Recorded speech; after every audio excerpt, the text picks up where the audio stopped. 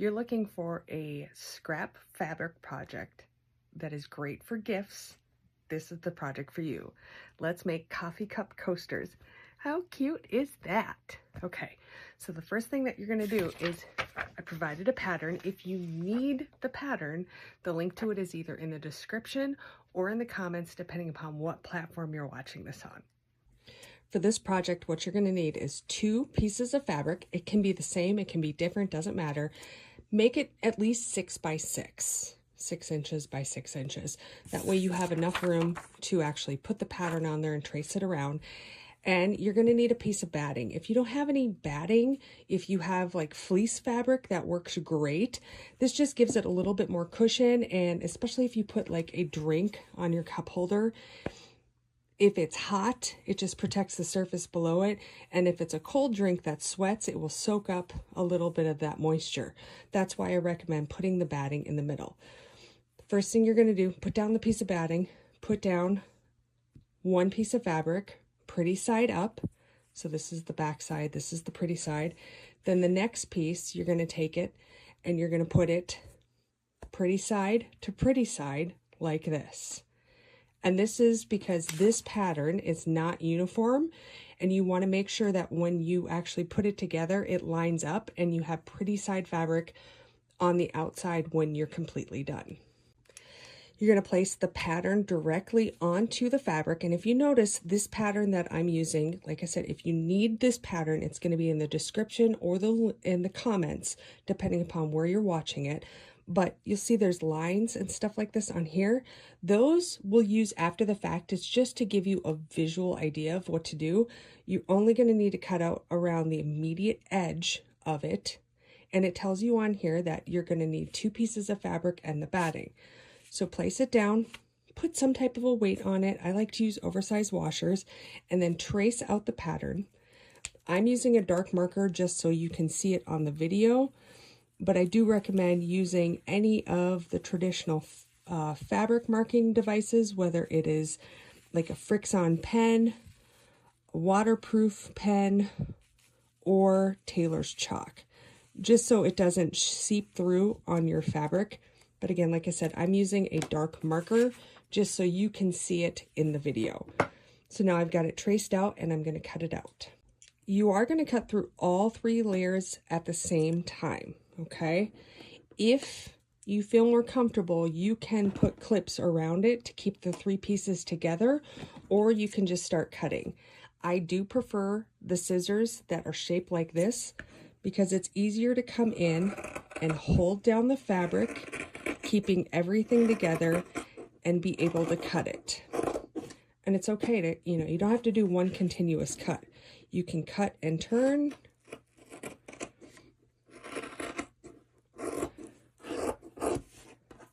And just keep going around. It doesn't have to be 100% perfect, just do your best.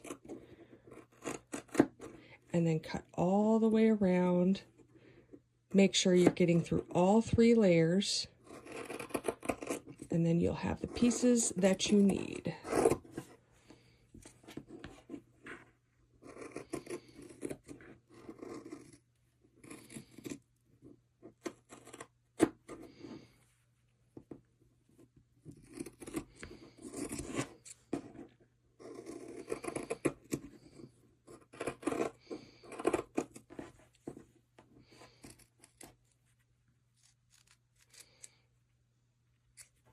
Okay, then all pieces are cut out, and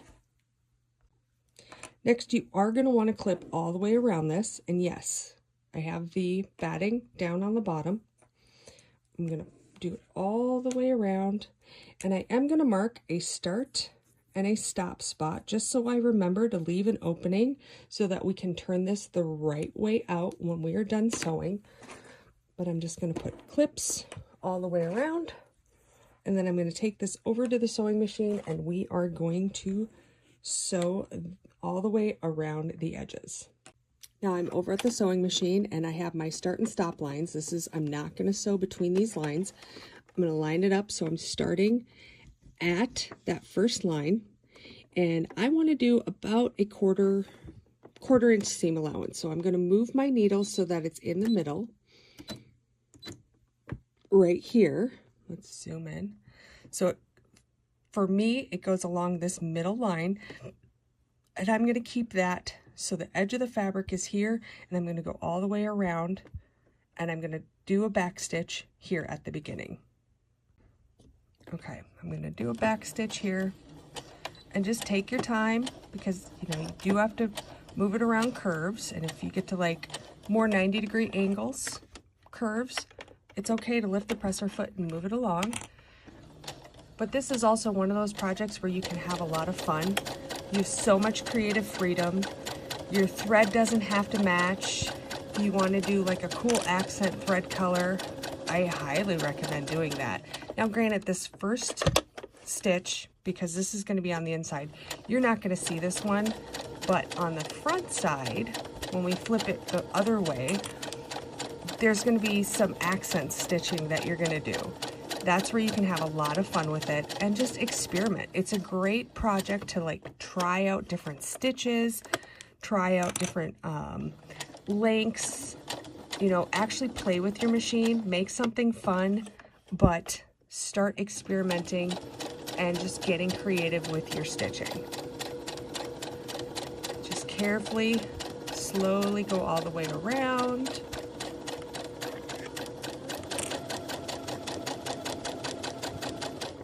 And like 90-degree angles. Again, don't be afraid. If anywhere along it, if you need to lift the press, stop and lift the presser foot, do that. There's nothing wrong with that. And then get back to the other line that you made, back stitch and remove it. When you're done, it's going to look like this. You're going to have the batting or the fleece, whatever you used as the inside material. Trim up these little edges. I think I left my snips over at the sewing machine, and that is fine. I will grab them in a second, but trim up those edges, and then we need to do certain cuts so that when you turn this the right side out, it's actually going to lay flat. To ensure this lays flat, when we turn it the right side out, at the corners like this, these 90-degree-ish corners, you're going to come in with your snips, and you're going to snip as close to this line as possible without going through the thread. You're going to do the same thing up here. And then along the curves, also put in snips. You know, you can come in and do little triangles in, or you can just snip all the way around it. And this just helps the fabric lay flat when you turn it the right direction. It allows it to move a little bit more. So I'm going to do that all the way, especially along this handle. And then I am going to come up to like this one here, just do a couple, and same thing up here.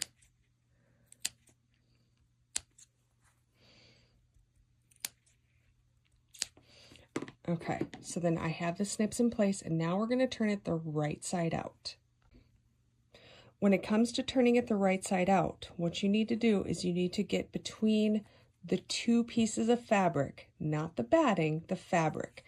And you're going to turn it so that the right side of the fabric is out and the batting is on the inside.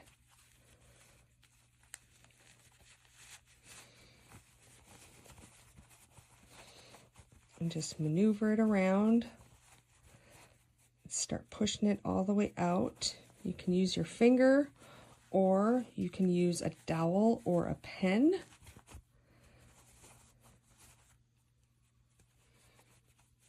And we'll start taking the shape. Let's see. Up here. We need it more out up here. All right. And then get the handle out. And then down at this corner, we need that out as well. So like I said, you can use your finger. If you have like a pen or something, you can do that as well. But now you are left with the outline. You can kind of see it taking shape. What we need to do is come over to the ironing board, and we're going to iron this so it looks pretty. And then we're going to take it over to the sewing machine and do a outside finishing stitch. Okay, when you have it initially turned, it's kind of rough, and what you want to do is you want to fold this in. It should naturally fold because of the way you stitched here and here and you left the opening. It wants to join the rest of the fabric. So you do this. You can just leave it like this, or I do recommend ironing it. Press it down, it just cleans it up. And then also the batting, it helps adhere it a little bit better to the fabric. If you have fleece, if it's fusible fleece, it would adhere, but not all of the fleece will be that way. But it just makes it look smoother, makes it look cleaner. And now we're going to take this and we're going to go over and we're going to do the finishing stitch, and then I'll show you how to do the accent stitches.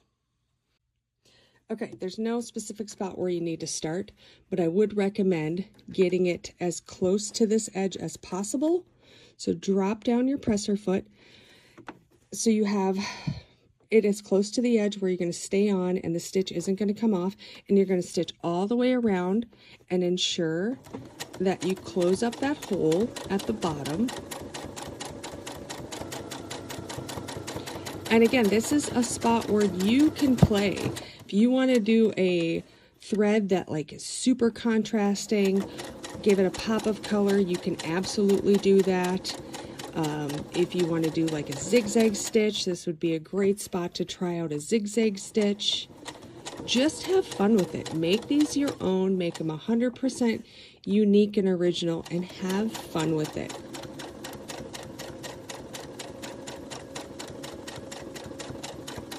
We'll go all the way around.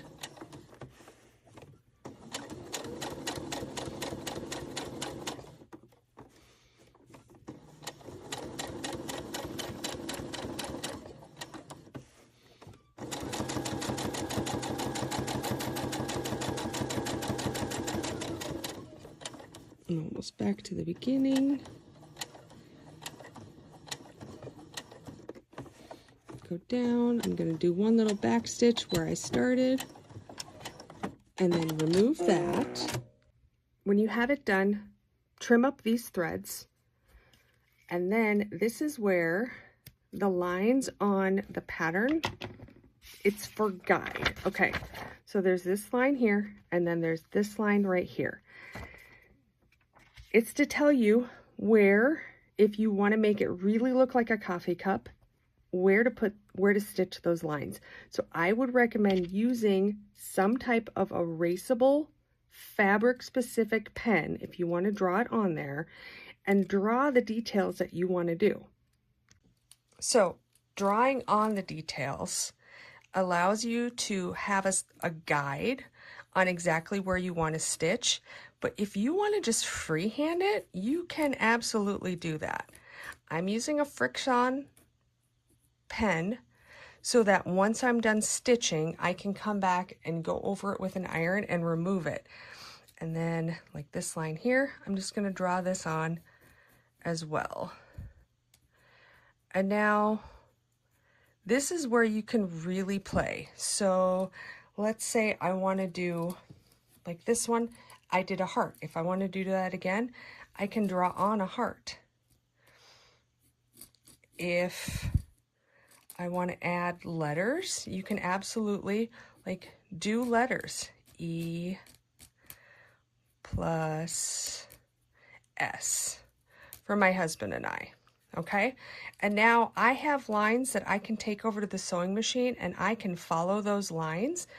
I can do a straight stitch, I can do, you know, any type of pattern stitch on my machine, but I can make this 100% my own, have fun with it, and then when I'm done sewing these, I'm done with this entire project, and I have a cute little coaster that I can give to a gift. So here you can see the lines that I'm going to follow. So I'm going to start up here. I'm going to do this line. I'm going to line it up with my presser foot. And I'm just going to sew a straight stitch all the way across.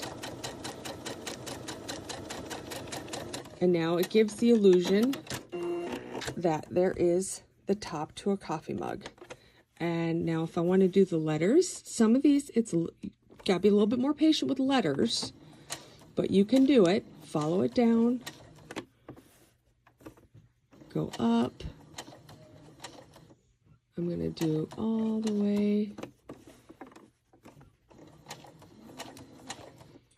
I'm going to remove it, and then I'm going to come to this middle one and do the E in the middle.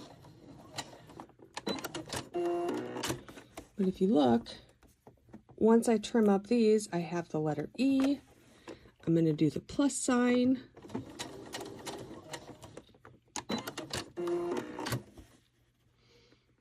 And again, I'm all continuously lining up the lines that I drew and following them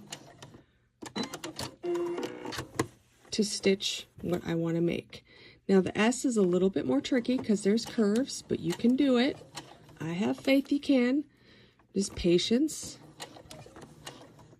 And turn as you go. And again, if it's not 100% perfect, it's okay. It's unique, it's fun, it's something different.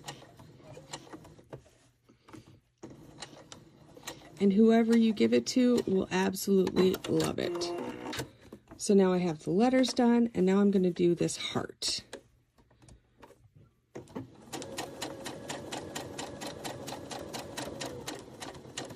Again, it's a curve, so take your time. Move it as you need it.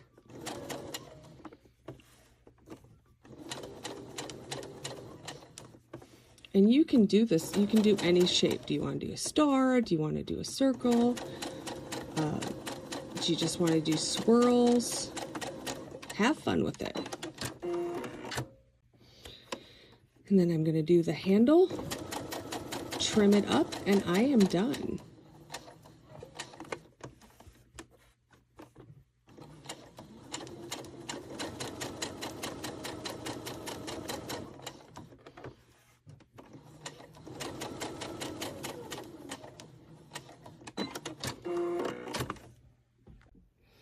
I just need to trim up the actual threads on the letters and all the spots that I stitched on both sides.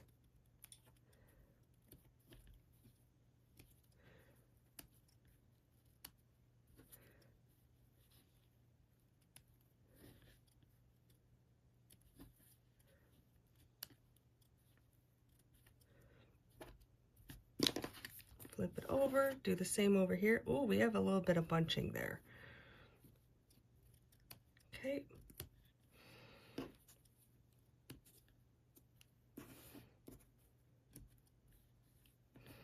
Okay, so this, it got bunched up a little bit, and that's okay. If I move the fabric or the threads around, I can start finding, there we go. You should be able to clean those up. And if for some reason you over snip, you can always go back and restitch it. That is okay. And then down here. All right. So it's done. E plus S. On this side, it's a little bit backwards. That's okay. But you have the right side. And it's just a lot of fun. I'm going to take it over. I'm going to iron it off so that these lines are done. And then I have a coaster that I can either use or I can give to somebody else. So there we go. There's a completed coaster that's shaped like a coffee cup. You have so much creative freedom with it. So go have fun with it. Use up your scraps, make some gifts for people, and just have so much fun. I hope you enjoyed this project. See you in the future for more.